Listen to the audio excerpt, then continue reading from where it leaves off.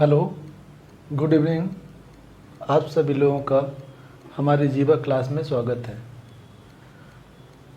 जैसा कि आप लोग जानते हैं कि हमने भूगोल की सीरीज की शुरुआत की थी। भूगोल में भारत का भूगोल चल रहा था। भारत के भूगोल में अभी हमारा चल रहा था क्लास हिमालय पर्वत, जिसके बारे में हमने अलग अलग क्लास में अलग अलग हिमालय की अलग अलग श्रेणियों के बारे में अध्ययन किया था। आज हम संपूर्ण हिमालय के बारे में एक ही क्लास में अध्ययन करेंगे। तो सबसे पहले आज हम पढ़ेंगे संपूर्ण हिमालय। संपूर्ण हिमालय के अंतर्गत पढ़ेंगे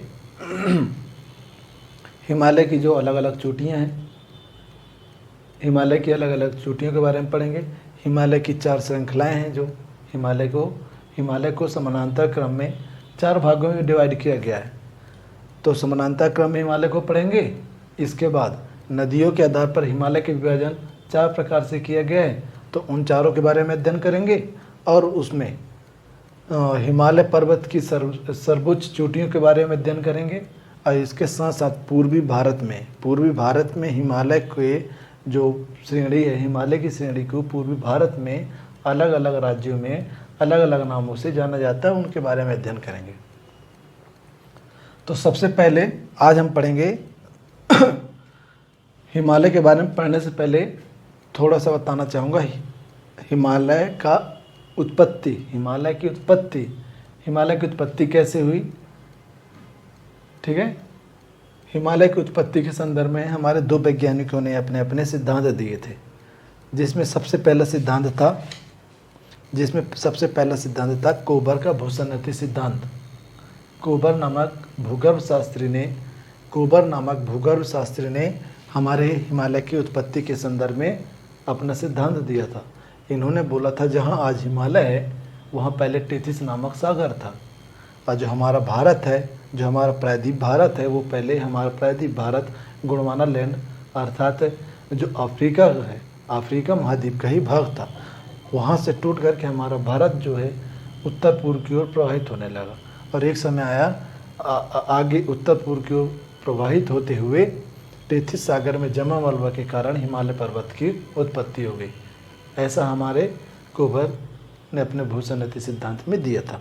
इसके बाद कोबर के बाद दूसरे थे हैरी हेस। पहले थे कोबर का भूसन्नति सिद्धांत।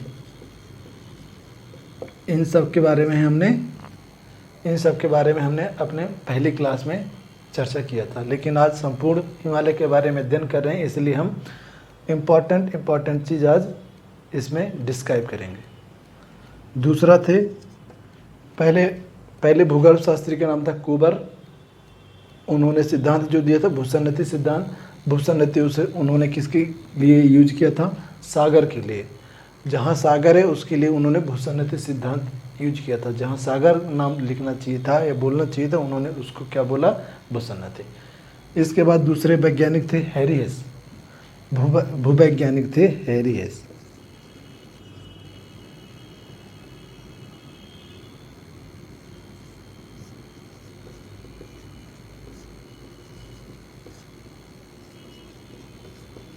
हैरी हेस का प्लेट टेक्टोनिक सिद्धांत। हैरी हेस ने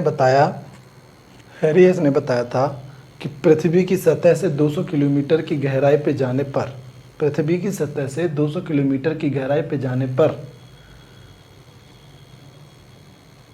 पृथ्वी के नीचे कठोर भूखंड 6 तरह से कठोर भूखंड पाए जाते हैं, जिनके नाम बताया था इन्होंने। पृथ्वी के 200 किलोमीटर की गहराई पे जाने पर कठोर भूखंड पाया जाता है, जो 6 भागों में विभाजित है, जिनका नाम था सबसे पहले इंडियन प्लेट। जिन्हें क्या बोला था? 6 भाग जो कठोर भूखंड है उसे क्या बोला था इन्होंने? प्लेट। तो जो कठोर भूखंड था वो 6 भागों में विभाजित था, जिसे हम क्या बोले? 6 प्लेटें हैं। पृथ्वी की सतह से 200 मीटर की गहराई पे जाने पर जो भूखंड पाया जाता है उसे प्लेट कहते हैं। वो प्लेटें जो है 6 भाग में विभाजित थी। ऐसा किसने कहा था? हैरिस ने कहा था। और वो 6 प्लेटें कौन कौन सी हैं? 6 प्लेटों के बारे में नाम बता दूंगा, लेकिन लिखूंगा नहीं, क्योंकि इसके बारे में पहले ही पढ़ा चुका हूँ अपनी पिछली क्लास में। पहली क्लास में ही मैंने जब हिमालय का परिचय दे रहा था, उसी क्लास में मैंने ये दोनों सिद्धांत को अच्छे से डिस्क्राइब किया था।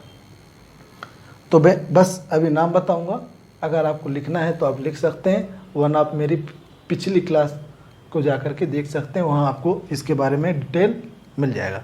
तो 6 प्लेटें कौन कौन सी थी? पहला इंडियन प्लेट, दूसरा यूरेशियन प्लेट, तीसरा अफ्रीकन प्लेट, चौथा अमेरिकन प्लेट, पाँचवा प्रशांत महासागरीय प्लेट और छठवां अफ्रीकी प्लेट। 6 प्लेटें थीं। इनके बारे में इन्होंने बताया था कि ये पृथ्वी के सतह से 200 किलोमीटर की गहराई पर जाने पर कठोर भूखंड पाया जाता है, जिन्हें हम प्लेट कहते हैं। वो प्लेटें 6 भागों में विभक्त है और ये प्लेटें आपस में एक दूसरे से दूर, ये प्लेटें जो हैं पृथ्वी के नीचे जो 6 प्लेटें हैं वो आपस में एक दूसरे से दूर जा रही हैं। जब एक दूसरे से दूर जा रही हैं तो कहीं ना कहीं जाकर के स्वाभाविक सी बात है कि ये प्लेट टकराएंगी। जब ये प्लेटें टकराएंगी तो न्यू प्लेट का निर्माण होगा। एक दूसरे से टकराएंगे तो प्लेटें तो टूटे फूटेंगी, तो स्वाभाविक सी बात है एक न्यू प्लेट का निर्माण होगा। तो इसी क्रम में, प्लेट के इसी क्रम में, प्रवाहित होने के इसी क्रम में अफ्रीकी प्लेट जो है टूट करके,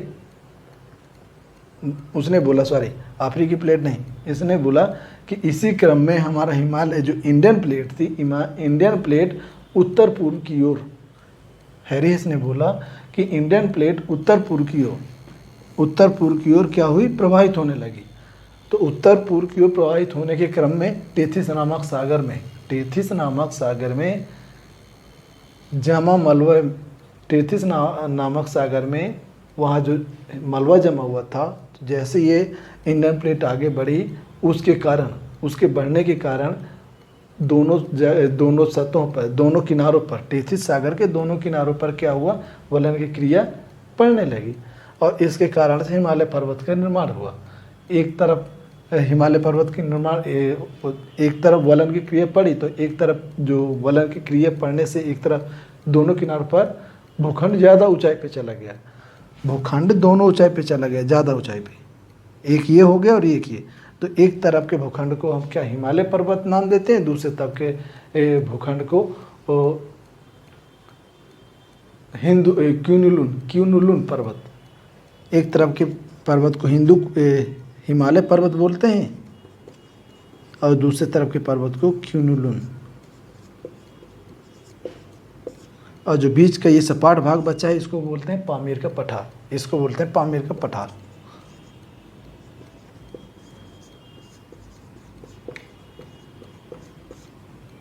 पामीर का पठार। तो ये तो था हमारा क्या, हिमालय पर्वत के उत्पत्ति के संबंध में इन्होंने बताया था कि हिमालय पर्वत की उत्पत्ति कैसे हुई। अब इसके आगे हम पढ़ेंगे हिमालय पर्वत की विशेषताएं थोड़ा, इसके बाद फिर पढ़ेंगे हम हिमालय पर्वत की 4 श्रेणियाँ कौन कौन सी हैं, और उन श्रेणियों में थोड़ा जो इम्पोर्टेंट है एग्जाम पॉइंट ऑफ व्यू से, उसके बारे में हम चर्चा करेंगे। हिमालय पर्वत की विशेषताएं। हिमालय पर्वत पूर्व से पश्चिम की ओर, हिमालय पर्वत का विस्तार पूर्व से पश्चिम की ओर धनुष की आकृति में है। हिमालय पर्वत का विस्तार पूर्व से पश्चिम की ओर या पश्चिम से पूर्व की ओर धनुष की आकृति में है। हिमालय पर्वत पश्चिम में, हिमालय पर्वत की चौड़ाई पश्चिम में ज़्यादा है और पूर्व में कम है। हिमालय पर्वत की चौड़ाई पश्चिम में ज़्यादा है जबकि पूर्व में कम है। हिमालय पर्वत अपने पश्चिम में, हिमालय पर्वत पश्चिम में नंगा पर्वत के पास, हिमालय पर्वत पश्चिम में नंगा पर्वत के पास दक्षिण की ओर मुड़ करके अपनी 2 शाखाओं में विभक्त हो जाता है। दक्षिण की ओर मुड़ करके 2 शाखाओं में विभक्त हो जाता है, जिसकी एक शाखा पाकिस्तान में चली जाती है, और दूसरी शाखा अफगानिस्तान में चली जाती है।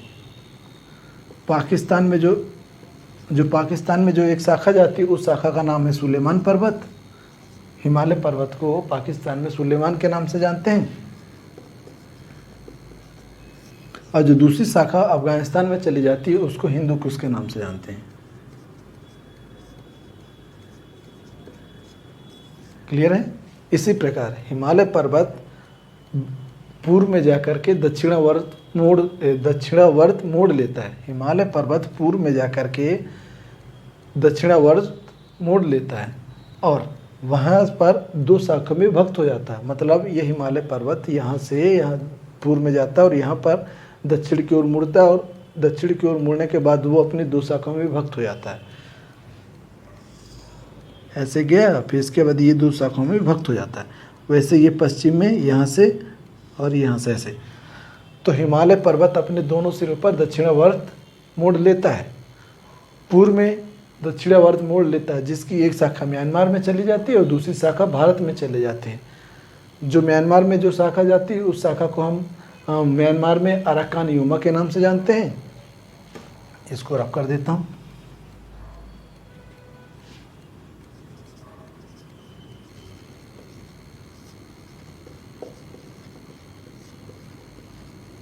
हिमालय पर्वत की जो एक शाखा पूर्व में म्यांमार में जाती है उसको अराकान योमा पर्वत के नाम से जानते हैं। और हिमालय पर्वत की जो दूसरी शाखा है, हिमालय पर्वत की जो दूसरी शाखा है जो भारत में आती है, उसको अलग अलग राज्यों में अलग अलग नामों से जानते हैं। हिमालय की जो शाखा भारत में आती है अरुणाचल प्रदेश राज्य में, उसको पटकोई बुम्ब के नाम से जानते हैं। देखिए ये, उसको पटकोई बुम्ब के नाम से जानते हैं। और जो हिमालय की जो शाखा नागालैंड में है उसको नागा पहाड़ी के नाम से जानते हैं। और हिमालय की जो शाखा मणिपुर में है उसको हम लैमाटोल पहाड़ी या मणिपुरी पहाड़ी के नाम से जानते हैं। और हिमालय की जो शाखा आगे जाती है मिजोरम राज्य में, उसको हम मिजो पहाड़ी के नाम से जानते हैं। तो ये तो था सामान्य परिचय हिमालय पर्वत का। हिमालय पर्वत की विशेषताएं बता रहा था। हिमालय पर्वत पूर्व में अपने दक्षिणावर्त मोड़ लेता है और पश्चिम में दक्षिणावर्त मोड़ लेता है। पश्चिम में दक्षिणावर्त मोड़ लेने के बाद दो शाखाओं में विभक्त हो जाता है। इसी प्रकार पूर्व में भी दो शाखाओं में विभक्त हो जाता है। मैंने ये भी बताया कि हिमालय पर्वत पश्चिम में ज़्यादा चौड़ा है जबकि पूर्व में सकरा हो गया है। आपस में हिमालय पर्वत की तीनों श्रेणियाँ आपस में मिली हुई दिख रही हैं। ठीक है। हिमालय पर्वत विश्व की सबसे लंबी पर्वत श्रृंखला है। हिमालय पर्वत विश्व की सबसे लंबी पर्वत श्रृंखला है। पूर्व से पश्चिम की दिशा में विस्तार, पूर्व से पश्चिम की ओर विस्तृत पर्वत श्रृंखलाओं में हिमालय पर्वत सबसे बड़ी पर्वत श्रृंखला है। इसकी लंबाई 2500 किलोमीटर है। हिमालय पर्वत श्रृंखला की लंबाई 2500 किलोमीटर है। हिमालय पर्वत में ही विश्व की सबसे ऊंची चोटी माउंट एवरेस्ट स्थित है। विश्व की सबसे ऊंची चोटी माउंट एवरेस्ट स्थित है। हिमालय पर्वत में ही विश्व की सबसे ऊंची चोटी माउंट एवरेस्ट। एग्जाम में आता है कि विश्व की सबसे ऊंची चोटी कौन सी है, तो आप क्या बताओगे? Everest, mount Everest. कहाँ पर है? हिमालय पर्वत में। हिमालय पर्वत अगर देश पूछता है तो आप क्या लगाएंगे? नेपाल, जिसकी ऊंचाई कितनी है? 8,848 मीटर। माउंट एवरेस्ट की ऊंचाई है 8,800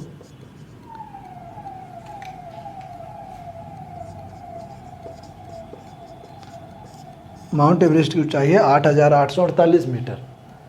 विश्व की सबसे ऊंची चोटी।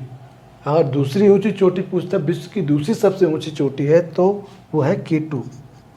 विश्व की दूसरी ऊंची चोटी है K2, जिसे हम किस नाम से जानते हैं? गाडविन ऑस्टिन, जिसे हम गाडविन ऑस्टिन के नाम से जानते हैं। ये तो था हमारा सामान्य परिचय। इसके आगे हम पढ़ते हैं। इसको रफ कर रहा हूँ। इसके बाद में थोड़ा मैप के बारे में समझाऊंगा कि मैप में कहाँ क्या बना हुआ है। इसके बाद में कंटिन्यू करूँगा। क्लियर है? अब देखिए, ये जैसा कि हमारा भारत का नक्शा बना हुआ है, जो रेड कलर से बना हुआ है ये हिमालय पर्वत है। हिमालय पर्वत में सबसे बड़ी श्रृंखला है, सबसे ऊपर की चोटी है। हिमालय की सबसे ऊंची चोटी 1, 2, 3 हिमालय की तीन हिमालय पर्वत में 3 पर्वत श्रृंखलाएं हैं। हिमालय पर्वत में 3 पर्वत श्रृंखलाएं हैं, वो अलग अलग नाम बताऊंगा। और हिमालय के अंतर्गत ही सबसे ऊपर ये जो 3 लाइन दिख रही हैं, लाल लाल कलर की लाइन के ऊपर जो 3 लाइन दिख रही हैं, वो ट्रांस हिमालय है। वो है trans Himalaya. Trans Himalaya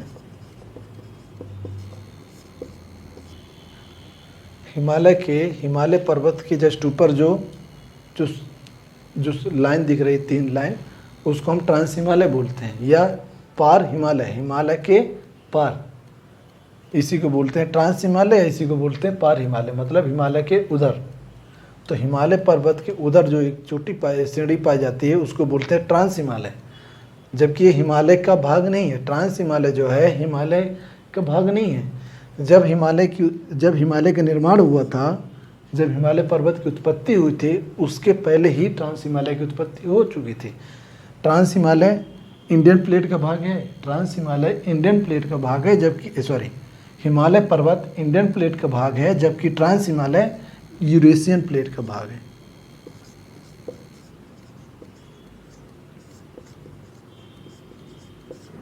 trans Himalaya Eurasian plate का भाग है।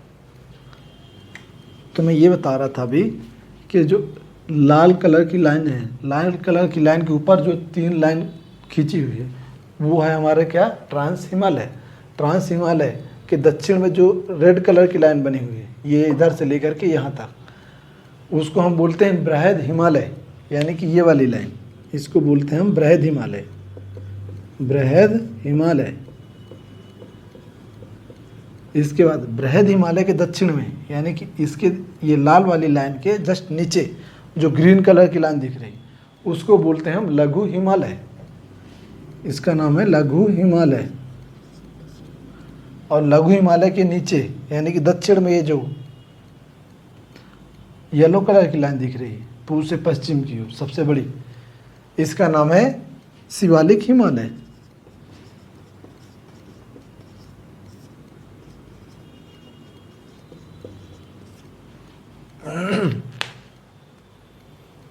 ये शिवालिक हिमालय। क्लियर है?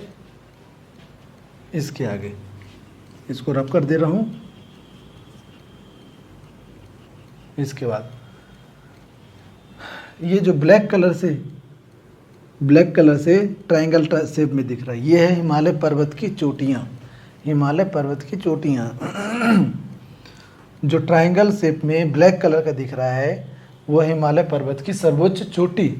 कि हिमालय पर्वत में सर्वोच्च चोटी कौन सी हैं, उनका नाम मैं आगे बताऊंगा। तो ये हमारी चोटियाँ बनी हुई हैं।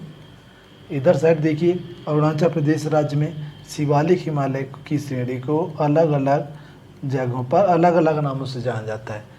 तो यहाँ पर जो जनजाति पाई जाती हैं, अरुणाचल प्रदेश में जो जनजातियाँ पाई जाती हैं, उन जनजातियों के नाम पर हिमालय पर्वत की श्रेणी को उन जनजातियों के नाम पर उसका नाम रखा गया है। तो अरुणाचल प्रदेश में एग्जाम पे आता है, अरुणाचल प्रदेश में कौन कौन सी जनजाति पाई जाती है, ऑप्शन में दे देगा 2-4 जनजातियों के नाम, और एक जनजातियों में से, इन 4 में से किसी एक का नाम दे देगा। अब बाकी 4 जनजातियाँ अलग अलग राज्यों की दे देगा। अब पूछेगा आप इनमें से कौन सी जनजाति अरुणाचल प्रदेश में पाई जाती है, तो आपको ये याद रहेगा, तो आप टिक कर देंगे कि ये जनजाति यहाँ पाई जाती है। इन्हीं जनजाति के नाम पर अरुणाचल प्रदेश में हिमालय पर्वत की श्रृंखला का नामकरण किया गया है। इसके बाद यहाँ असम है, असम और मेघालय। असम में जो जनजातियाँ पाई जाती है, मेघालय में जो जनजातियाँ पाई जाती हैं, 3 जनजातियाँ मेघालय में पाई जाती हैं। उन जनजातियों के नाम पर मेघालय की जो पहाड़ी है उनका नामकरण किया गया है जी।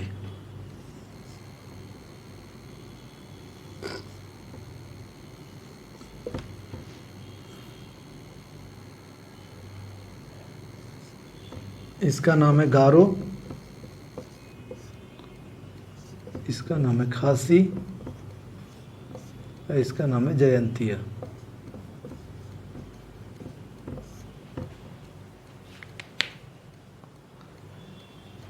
मेघालय राज्य में जो 3 पहाड़ियाँ हैं, मेघालय राज्य में जो 3 पहाड़ियाँ पाई जाती उन पहाड़ियों का नामकरण वहाँ की जनजातियों के आधार पर किया गया है। क्लियर है? मेघालय में जो सबसे पश्चिमी पहाड़ी है उसका नाम गारो है, बीच वाली का खासी है, जो पूर्वी पहाड़ी है उसका नाम जयंतिया है। बस इतना है। अब इसके बारे में संपूर्ण हिमालय के अंतर्गत सबसे पहले हम क्या लिखेंगे, हिमालय पर्वत को अगर आप नोट्स बनाएंगे तो लिखेंगे हिमालय पर्वत का विभाजन 2 आधार पर किया गया है। दो आधार से किया गया है। हिमालय पर्वत का विभाजन हिमालय पर्वत का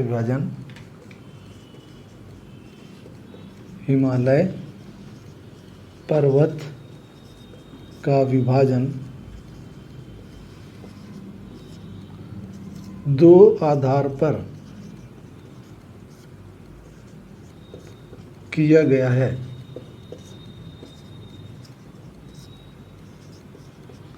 पहला है हिमालय पर्वत को समानांतर क्रम के आधार पर हिमालय पर्वत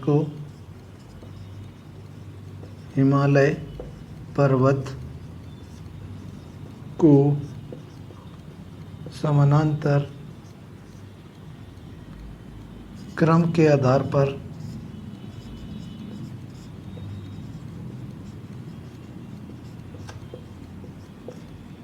चार भागों में विभाजित किया गया है।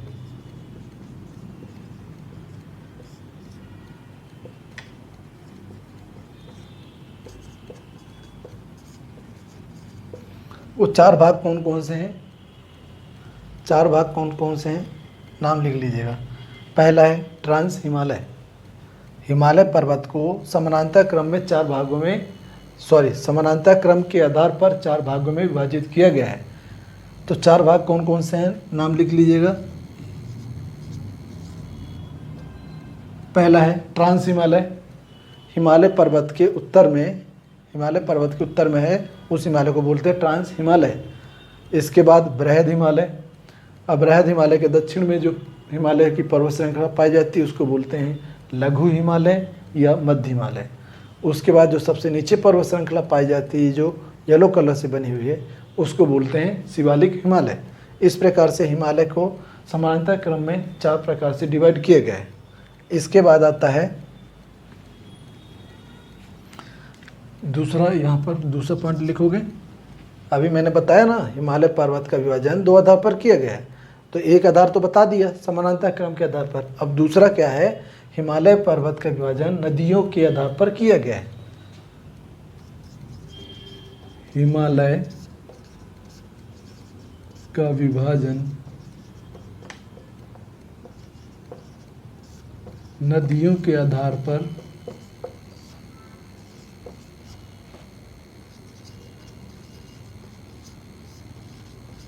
हिमालय का विभाजन नदियों के आधार पर 4 प्रकार से किया गया है। हिमालय के विभाजन नदियों के आधार पर 4 प्रकार से किया गया है। नाम लिख लीजिएगा।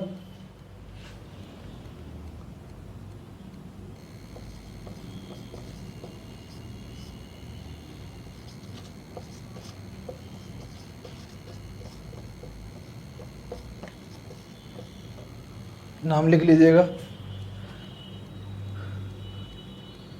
यहाँ से नदी निकलती है सिंधु नदी। सिंधु नदी का उद्गम तिब्बत के पठार से होता है। सिंधु नदी का उद्गम यहाँ पर है तिब्बत के पठार। यहाँ पर तिब्बत के पठार से होता है। यहाँ पर मानसरोवर झील है। मानसरोवर झील के पास से तिब्बत के पठार में यहाँ से सिंधु नदी का उद्गम होता है और उत्तर पश्चिम की ओर प्रवाहित होते हुए भारत के जम्मू कश्मीर राज्य में भारत के लद्दाख राज्य में प्रवाहित होते हुए भारत के लद्दाख राज्य के पश्चिम में दक्षिण की ओर मुड़कर पाकिस्तान में चली जाती है। ये इस नदी को हम किस नाम से जानते हैं? ये सिंधु नदी है। सिंधु नदी है, ठीक है। अब सिंधु नदी के अब इधर साइड देखो, पूर्व में सिंधु नदी के पूर्व में एक दूसरी नदी है, इसका नाम है सतलज। सतलज नदी। ये सतलज नदी मानसरोवर झील के पास से ही तिब्बत के पठार में निकलती है। जहाँ से सिंधु नदी का उद्गम होता है वहीं पास से ही सतलज नदी का भी उद्गम होता है। सतलज नदी निकल करके सतलज नदी का जहाँ से उद्गम होता है, उद्गम के पश्चात सतलज नदी उत्तर पश्चिम की ओर प्रवाहित होती है। देखो कैसे उत्तर पश्चिम की ओर यहाँ से निकलती है और ऐसे प्रवाहित होते हुए हिमाचल प्रदेश के यहाँ पर एक दर्रा है, बारालाचा दर्रा के पास में, हिमाचल प्रदेश के बारालाचा दर्रे के पास से ही भारत में क्या प्रवेश करती है। और भारत में प्रवेश करने के बाद भारत से आगे निकल करके भारत के पश्चिम में जा कर के पाकिस्तान में सतलज नदी सिंधु नदी से मिल जाती है। क्लियर है? तो सतलज नदी और सिंधु नदी और सतलज नदी के बीच, सतलज नदी और सिंधु नदी के बीच हिमालय का जो भाग है उसको हम कश्मीर हिमालय या इसको कश्मीर हिमालय या पंजाब हिमालय के नाम से जानते हैं। सतलज नदी और सिंधु नदी के बीच में जो हिमालय का भाग है उसे हम कश्मीर हिमालय, पंजाब हिमालय के नाम से जानते हैं। इसके बाद सतलज नदी से लेकर के उत्तराखंड में एक यहाँ से उत्तराखंड में एक नदी का उद्गम होता है, उसका नाम है काली नदी। तो सतलज नदी और काली नदी के बीच के हिमालय का जो भाग है उसे हम कुमाऊं हिमालय के नाम से जानते हैं। इसको मैंने क्या नाम बताया? कश्मीर हिमालय, कश्मीर, और यहाँ से लेकर के यहाँ तक उसको हम किस नाम से जानते हैं? कुमाऊं हिमालय। और काली नदी से लेकर के यहाँ एक सिक्किम में नदी निकलती है और दक्षिण की ओर बहते हुए दक्षिण की ओर बहते हुए बांग्लादेश में ब्रह्मपुत्र नदी से मिल जाती है। तो काली नदी और तीस्ता नदी के बीच हिमालय का जो भाग है उसे हम नेपाल हिमालय के नाम से जानते हैं। और तीस्ता नदी से लेकर के भारत के पूर्व में दिहांग नदी तक, अरुणाचल प्रदेश में दिहांग नदी या ब्रह्मपुत्र नदी जब भारत में प्रवेश करती है तो उसे हम दिहांग के नाम से जानते हैं। वहाँ पर जब वो नदी जब भारत में प्रवेश कर जाती तो उसे हम ब्रह्मपुत्र के नाम से जानते हैं। तो तीस्ता नदी से लेकर के ब्रह्मपुत्र नदी तक इन दोनों नदियों के बीच में जो हिमालय का जो भाग है उसे हम असम हिमालय के नाम से जानते हैं। क्लियर है? असम हिमालय। तो मैंने क्या बताया था कि हिमालय का विभाजन नदियों के आधार पर 4 प्रकार से किया गया है। तो 4 प्रकार से किया गया है। पहला कौन सा है? कश्मीर हिमालय। पहला लिखोगे कश्मीर हिमालय में डैश करके लिखोगे। कश्मीर हिमालय का विस्तार सतलज नदी से लेकर के सिंधु नदी से लेकर के सतलज नदी के मध्य तक है। या लिखोगे सिंधु नदी के पूर्व में और सतलज नदी के पश्चिम में कश्मीर हिमालय का विस्तार है। बस क्लियर।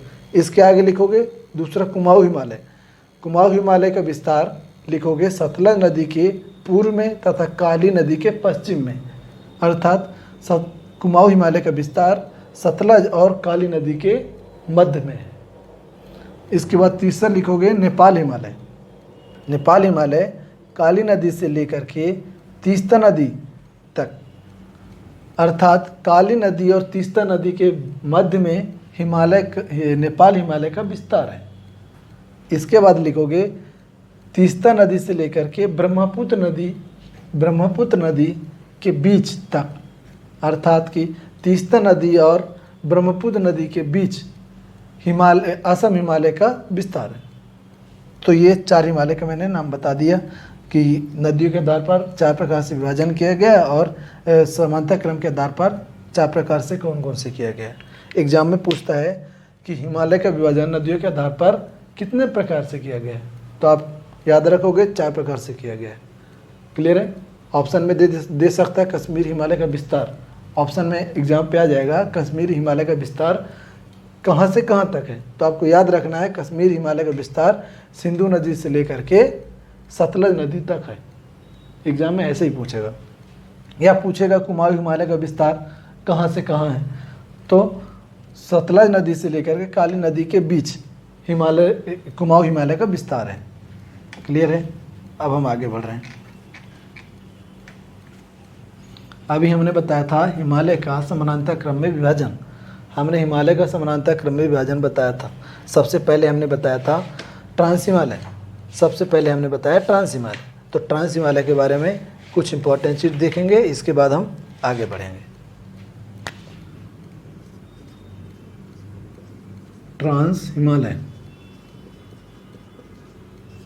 ट्रांस हिमालय कौन सा है? ये वाला भाग दिख रहा है ट्रांस हिमालय। ये जो लाइन खींची हुई है ये ट्रांस हिमालय की है। तो ट्रांस हिमालय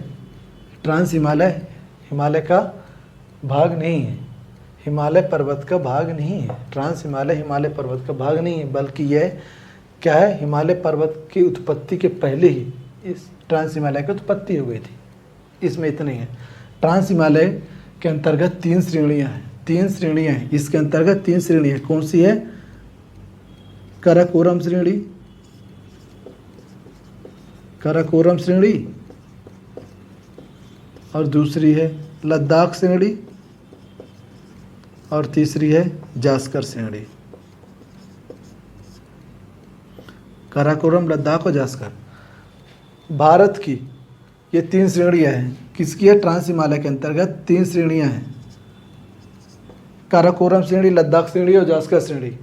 भारत की इसके आगे इम्पॉर्टेंट चीज़, भारत की सबसे ऊंची चोटी हमने क्या बताया?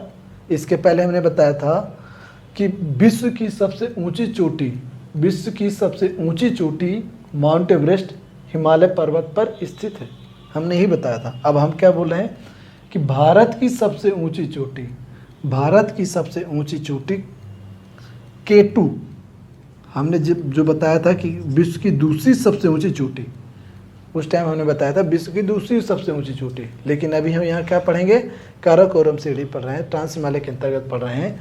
तो भारत की सबसे ऊंची चोटी K2 काराकोरम श्रेणी में ही स्थित है। K2 ये K2 यह काराकोरम श्रेणी है। तो काराकोरम श्रेणी पर सबसे पश्चिम में, काराकोरम श्रेणी पर सबसे पश्चिम में K2 है। यहीं पर हमारी क्या है? K2। इसी को क्या बोलते हैं? गाडविन ऑस्टिन, इसी को बोलते हैं गाडविन ऑस्टिन, जिसकी ऊंचाई 8611 मीटर, 8611 मीटर है। विश्व की सबसे ऊंची चोटी कौन सी है? माउंट एवरेस्ट, जिसकी ऊंचाई कितनी है? माउंट एवरेस्ट की ऊंचाई मैंने बताया था 8848 मीटर, माउंट एवरेस्ट की। विश्व की दूसरी सबसे ऊंची चोटी है K2 गाडविन ऑस्टिन, जिसको बोलते हैं। एग्जाम पे पूछता है विश्व की सबसे ऊंची चोटी कहाँ पर स्थित है? अगर कहाँ पूछता है, जगह का नाम देता है तो देगा नेपाल। अगर पर्वत श्रृंखला पूछता है तो हिमालय पर्वत। अगर हिमालय पर्वत में भी पर्वत श्रृंखला देता है तो क्या लिखोगे? बृहद हिमालय। ठीक है।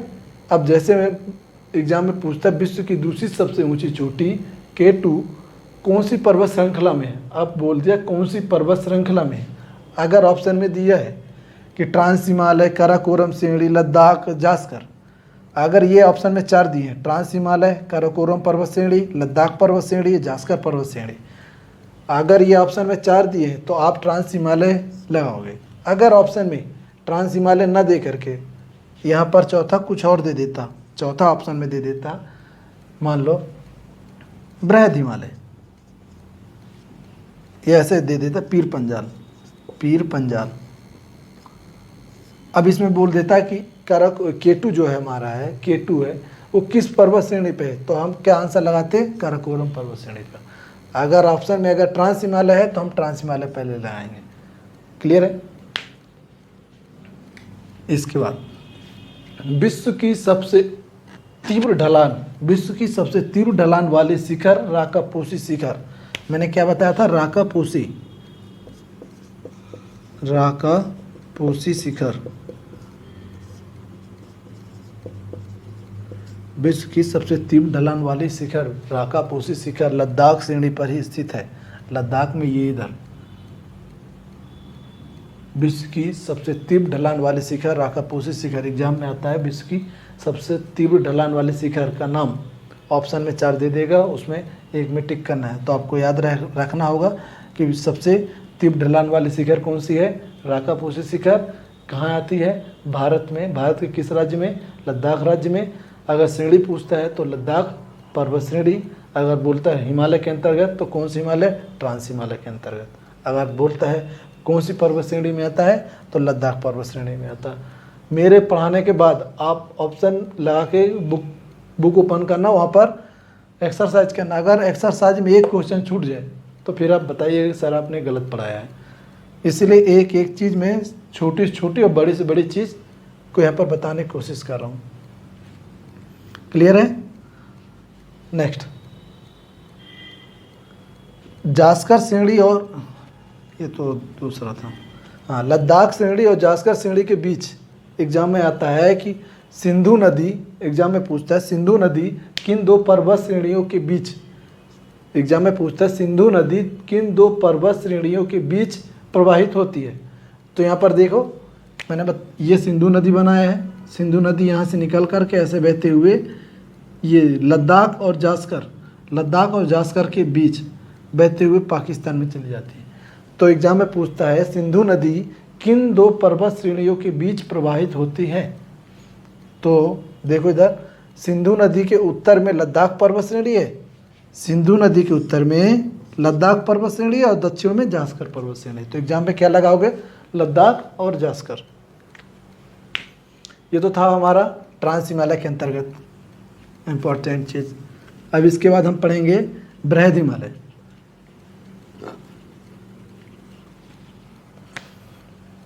हाँ, एक चीज़ और, ट्रांस हिमालय के अंतर्गत ही काराकोरम पर्वत श्रेणी पर, काराकोरम पर्वत श्रेणी पर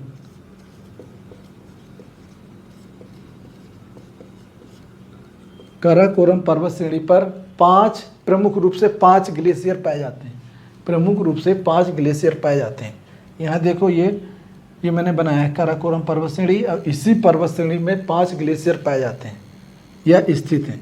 5 ग्लेशियर स्थित हैं या पाए जाते हैं। ठीक है, वो 5 ग्लेशियर कौन कौन से हैं।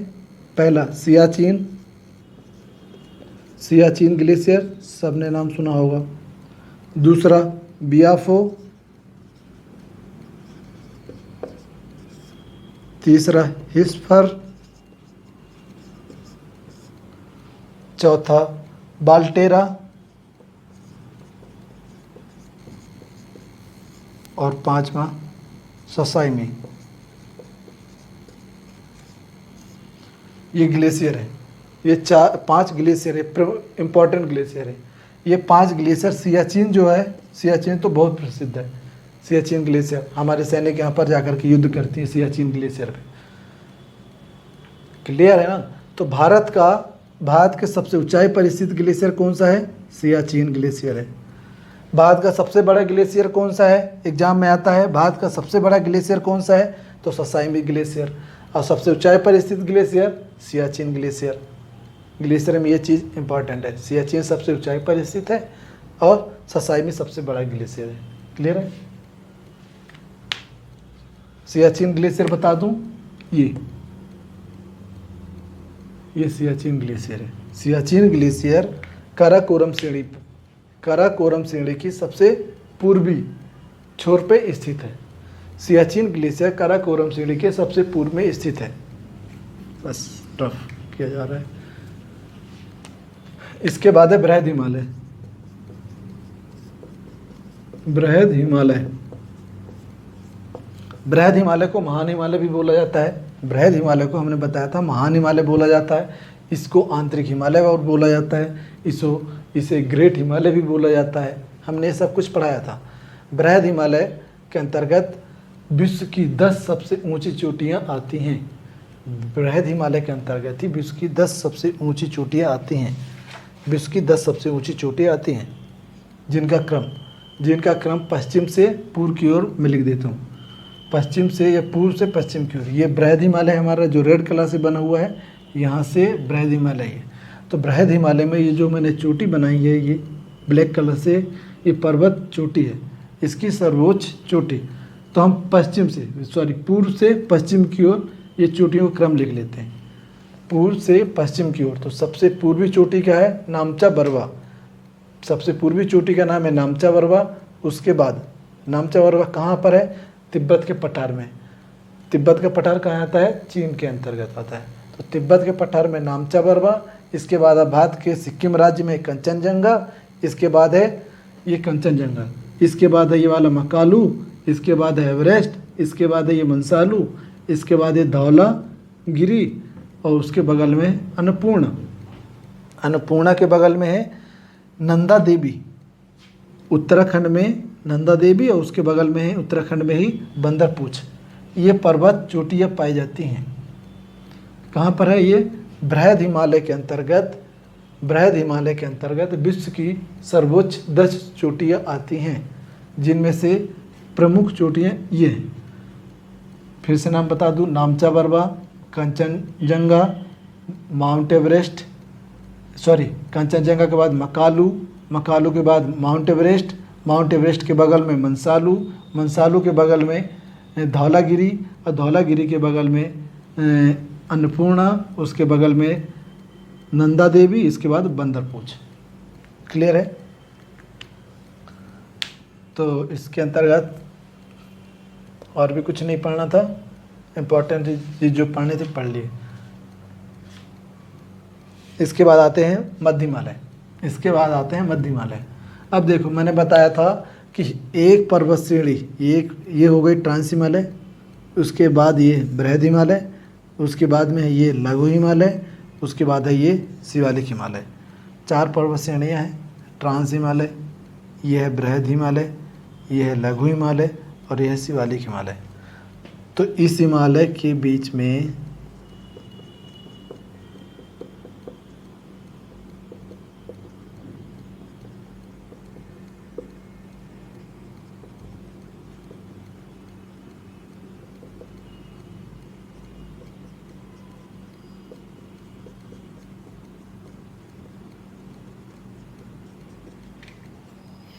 ये 4 हिमालय पर्वत की 4 श्रेणियाँ बता दिया। अब देखो, ट्रांस हिमालय और बृहद हिमालय के बीच में जो जगह पाई जाती है, स्पेस पाया जाता है, उसको हम क्या बोलते हैं? Suture zone. Suture zone. Trans Himalaya और बृहद हिमालय के बीच में जो समतल मैदान पाया जाता है, ये खाली जगह पाई जाती है, उसे हम सचर जोन के नाम से जानते हैं। ठीक है। और ट्रांस हिमालय चूँकि बहुत ऊंचाई पर है, ट्रांस हिमालय सब ऊंचाई पर है, इसलिए ट्रांस हिमालय पर ही हमेशा वर्ष भर क्या है? बर्फ जमा रहता है। वर्ष भर बर्फ जमा रहता है, जिस कारण से यहाँ पर वनस्पतियाँ नहीं पाई जाती। ऐसे ही अब आता है बृहद हिमालय। बृहद हिमालय ऊंचाई पर होने के कारण यहाँ पर वर्ष भर क्या है? वनस्पतियाँ जमी रहे, वर्ष भर बर्फ जमा रहता है, जिस कारण से यहाँ वनस्पतियाँ नहीं पाई जाती। इसके बाद आता है लघु हिमालय। लघु हिमालय क्या है? ये हिमालय पर्वत से कम ऊंचाई पर है। यहाँ का मौसम जो है, वातावरण है, बहुत अच्छा है। ये समशीतोष्ण जलवायु वाला क्षेत्र है। समशीतोष्ण जलवायु वाला क्षेत्र है ये। यहाँ का मौसम अच्छा होने के कारण यहाँ पर वनस्पतियाँ पाई जाती हैं। जब यहाँ पर गर्मियों में इस लघु हिमालय पर गर्मियों में पर्वत के ढलान, जब पर्वत के ढलान पिघल जाते हैं धूप के कारण, गर्मियों के कारण, तो वहाँ पर घासें उगाती हैं। उन घासों को मुलायम घास के मैदान कहते हैं। उन घासों को मुलायम घास के मैदान कहते हैं।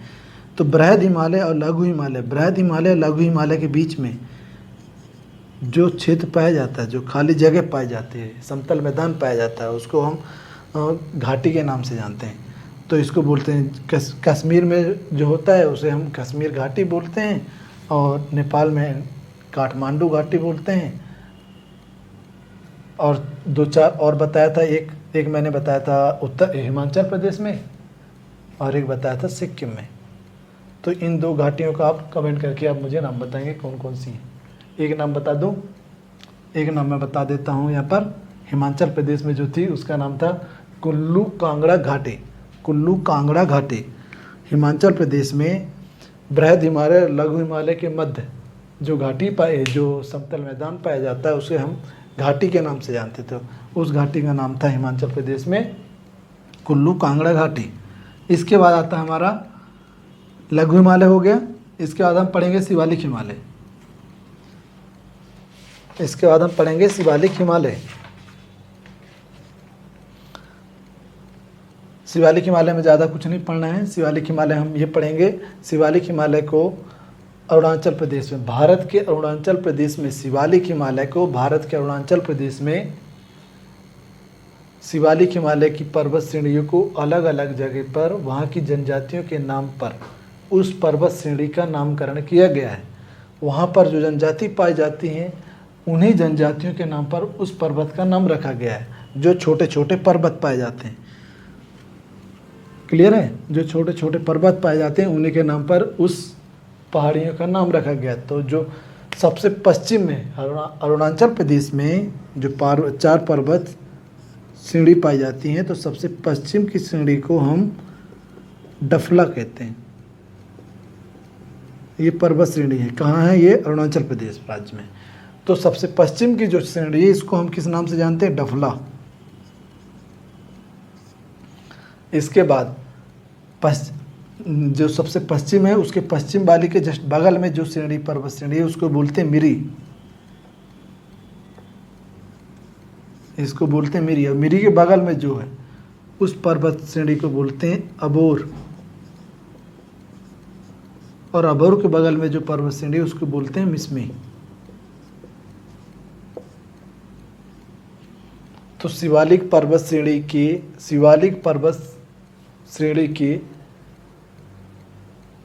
शिवालिक पर्वत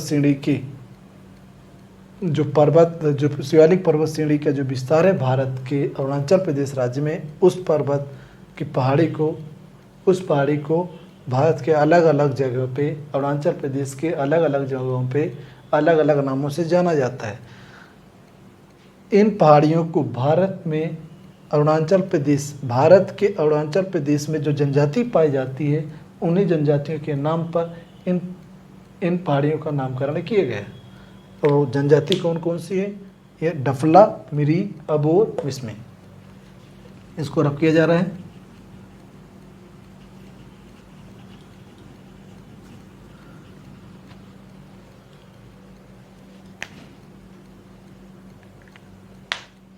क्लियर है? इसके आगे ये तो हम बता चुके थे कि हिमालय पर्वत हमने बताया था कि हिमालय पर्वत पूर्व में और पश्चिम में, हिमालय पर्वत पूर्व और पश्चिम में दक्षिणावर्त मोड़ लेता है।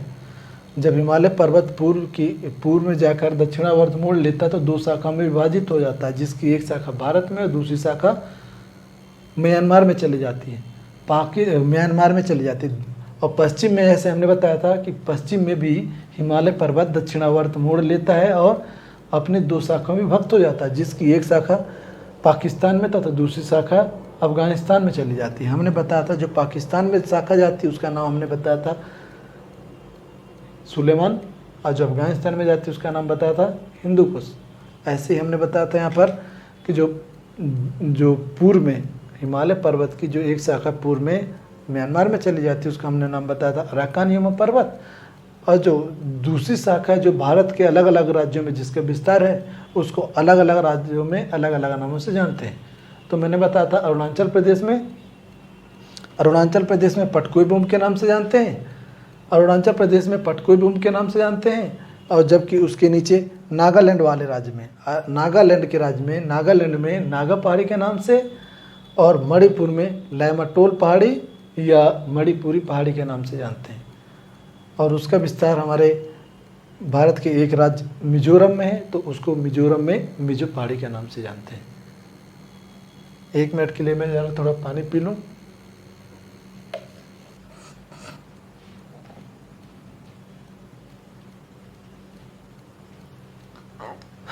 यहाँ पर देखिएगा, ये छोटा है तो नहीं दिख पा रहा होगा। ये नक्शा मैं इधर बना रहा हूँ बड़ा करके जरा।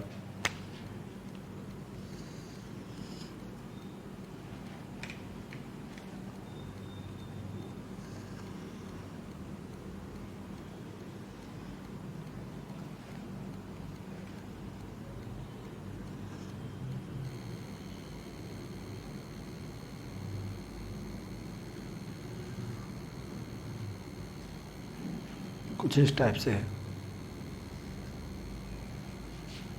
तो ये वाला राज्य है असम, ये वाला राज्य है असम। ये जो बड़ा सा दिख रहा है यहाँ से ऊपर वाला, ये वाला, इसको बोलते हैं असम। और ये वाला राज्य जो दिख रहा है इसको बोलते हैं मेघालय, और ये वाले राज्य को बोलते हैं असम।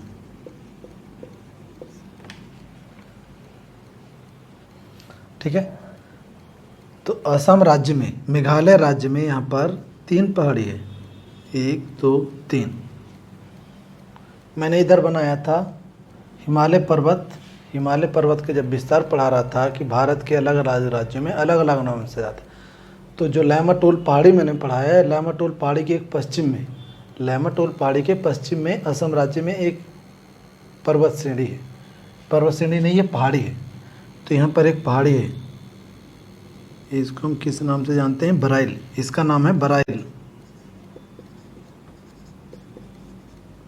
ठीक है, ये जो पहाड़ी है इसका नाम है बराइल। और इसके उत्तर में यहाँ पर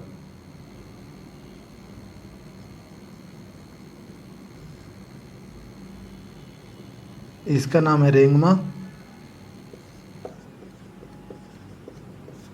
और इसका नाम है मिकिर।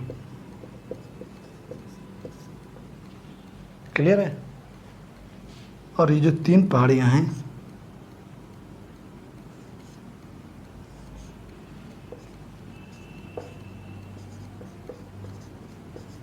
गारो, खासी, जयंतिया,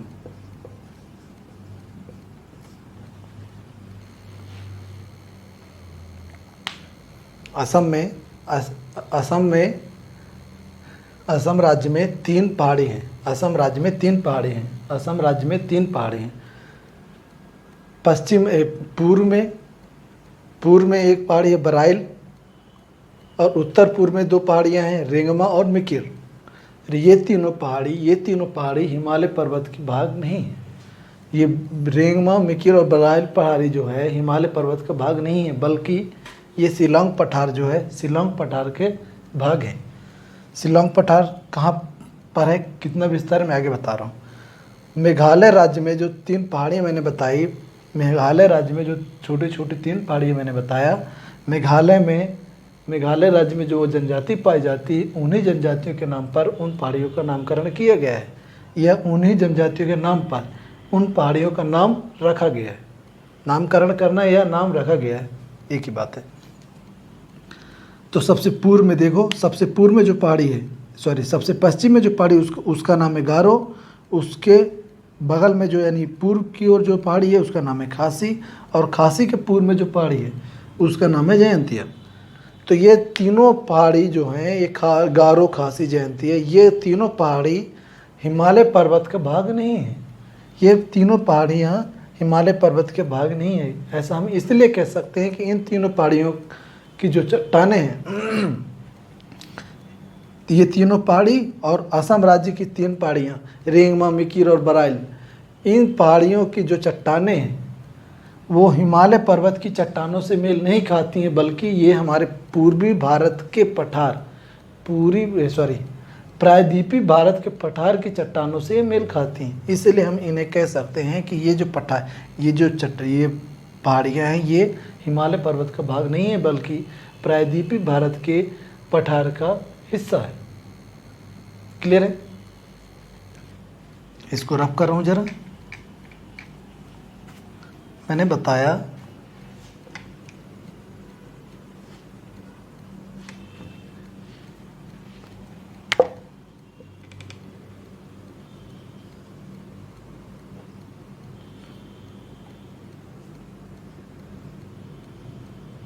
ये मैंने पढ़ाया है, बनाया है नागपुर का, नागपुर का पठार, छोटा नागपुर का पठार, इसका नाम है छोटा नागपुर का पठार। ये छोटा नागपुर का पठार का विस्तार है भारत के झारखंड और पश्चिम बंगाल राज्य में, पूरी तरह से भारत के झारखंड और पश्चिम बंगाल राज्य में। और जहाँ पर ये भारत के पश्चिम बंगाल और झारखंड राज्य में इसका विस्तार है, तो नागपुर पठार का जो पूर्वी पहाड़ी है, नागपुर पठार की पूर्वी पहाड़ी का नाम है राजमहल की पहाड़ी, राजमहल की पहाड़ी। नागपुर, छोटा नागपुर के पठार की पूर्वी पहाड़ी का नाम है नागपुर राजमहल की पहाड़ी। ठीक है। कुछ समय पहले यानी पूर्वोत्तर, या कहा जाए कि हजारों साल पहले या लाखों साल पहले ऐसा रहा होगा कि जिस जगह ये आज ना बीच में बांग्लादेश का जो भूभाग है, जो मैदानी इलाका है, उसके आगे ये राजमहल की पहाड़ी का विस्तार हमारे असम राज्य तक रहा होगा। तभी तो, अगर ऐसा रहा होगा तभी तो हमारे छोटे जो प्रायद्वीपीय पठार है, जो प्रायद्वीपीय भारत के पठार की जो चट्टानें हैं, उन चट्टानों से असम और मेघालय राज्य की चट्टानों का मेल खाता है।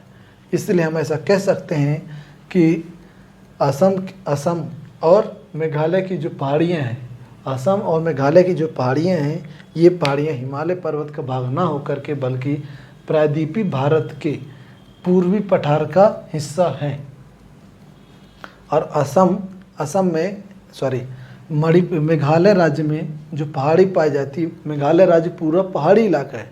मेघालय राज्य पूरा पहाड़ी इलाका है। पहाड़ी का मतलब पठारी भाग है, उठा हुआ है।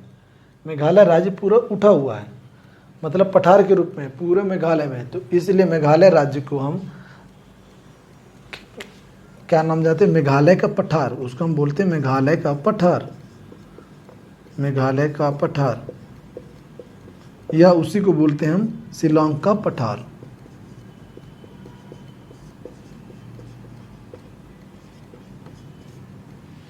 शिलांग का पठार, जो शिलांग है, मेघालय की राजधानी शिलांग है, वो हमारे खासी पहाड़ी पर ही स्थित है।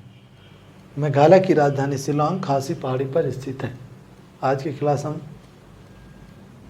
यहीं पे समाप्त कर रहे हैं। कल मिलेंगे। धन्यवाद।